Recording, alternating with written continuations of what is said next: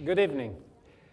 We are in one of the most important sites, archaeological sites of the world, Pompeii. We're in one of the most important sites of Pompeii, the big theater. 2,000 years ago, you had 1,000 people watching anyone on the stage. But do we really know Pompeii? Well, yes. We've seen so many movies, read so many novels, telling us about the big volcano, telling us about the lava flows and everything. Well, in fact, there are many myths to be cleared out. First of all, you didn't have any volcano visible at all. And that is something that can be shocking, but if you speak and have a lunch maybe with a volcanologist or an anthropologist or an archaeologist, he will tell you so many truths about Pompeii that you really would be surprised to know. First of all, so we're talking about the volcano. Today it's a towering volcano. But at the time of Pompeii, it didn't exist for the simple reason that it started to exist that day of the eruption. From that day, it started to grow and become what we see today. So what could the Pompeians see? Very simple. There was a small mount with a crest. And you can still see it today. It's exactly where the big volcano is sitting today. And if you could see it at that time, you could have seen so many woods. You could have seen, I don't know, deers. I mean, Pompeians would probably go there to collect woods, pick up mushrooms, make love. It was a friend that betrayed them. So that's the first thing, no volcano, the first myth to clear out. And then another thing is the lava. You didn't have a single drop of lava getting to Pompeii, not a single one, but gases, ashes, lapilli, and so on. So that's another myth, and we will see what happened exactly. A third myth is about the date of the eruption. We know that everything happened the 24th of August, 79 AD. But how do we know that?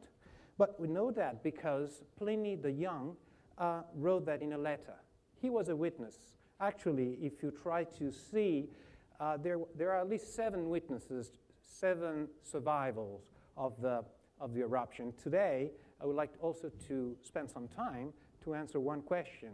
That is, would we have survived eruption had we been here almost 2,000 years ago? So Pliny the Young said that everything happened the 24th of August.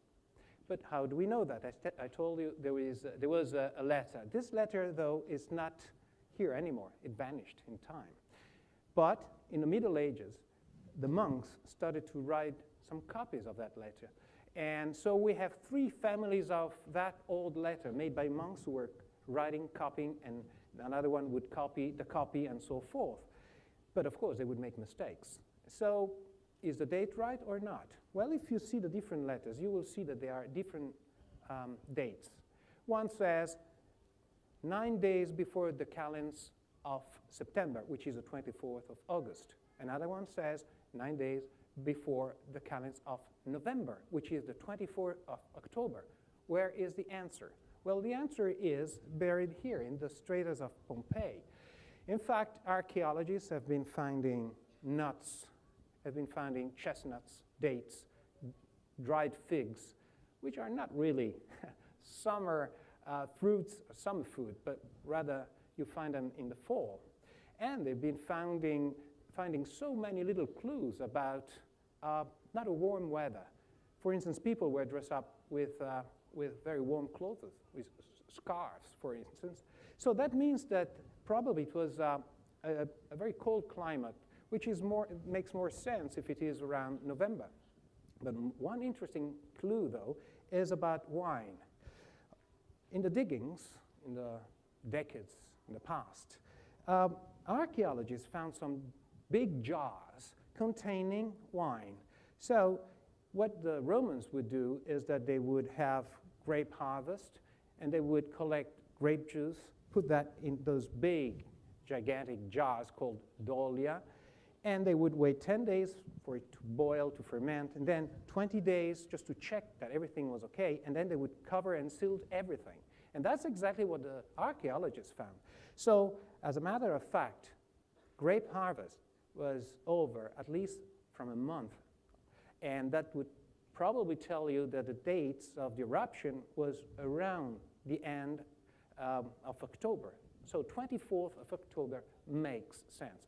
So that's, of course, there's no definite proof, but that's interesting to see that such a known site like Pompeii really is still an open site with many discoveries to be done. Another myth to be cleared out is that Pompeii, we always see that in the movies, was a city with wealthy people, with banquets, gladiators, and so on. Well, that's not the truth. In the day of the eruption, it was a city full in crisis. There was no running water. No running water, so no bathhouses, the terme. You didn't see anyone having fun in the terme because you didn't have water. There was one terma working who had like his own reservoir of water, so maybe people would go there. But there was a big crisis. And another thing is that, well, you didn't have a lot of people like in the old times in Pompeii, and because you had a lot of earthquakes.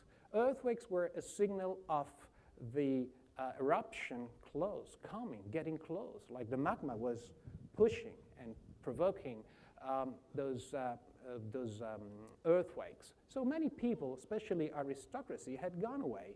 You had new people, new rich, former slave, the liberti so-called, who would buy fancy houses and they would live there. But you didn't have the old society of Pompeii. You didn't have running water.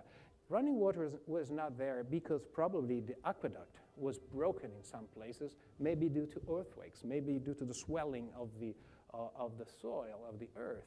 We don't know exactly. So as you see, there are many myths to be cleared out. So let's go to the day of the eruption. What happened exactly? And let's try to answer the question.